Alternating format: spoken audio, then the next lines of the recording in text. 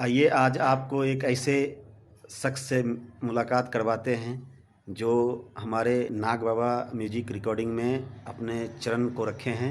और नाग बाबा म्यूजिक धन्य धन्य है कि वो नाग बाबा रिकॉर्डिंग स्टूडियो में पहुँचे और हमारे जैसे छोटे छोटे कलाकार का हौसला बढ़ाए हैं और ख़ुद एक सुर अपने दिल से निकाल करके हमको सुनाए। आइए हम मिलाते हैं ऐसे कलाकार जो सुर संग्राम विजेता और बिहार का ऑडिशन लेने वाले मिस्टर आलोक कुमार से। आइए हमारे साथ देखें मिस्टर आलोक कुमार।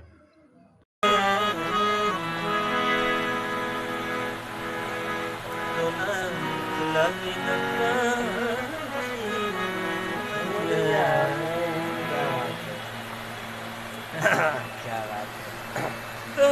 आज भैया हमारे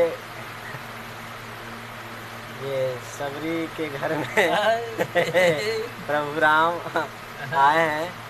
हमारे छोटे से स्टूडियो नाग बाबा म्यूजिक में। तुलसी का पत्ता बड़ा हो या छोटा पूजा उतनी ही होती है। क्या आशीर्वाद प्यार दुलार दीजिए और भैया से भी हम चाहते हैं कि खूब हमें आशीर्वाद प्यार दें। इसी तरह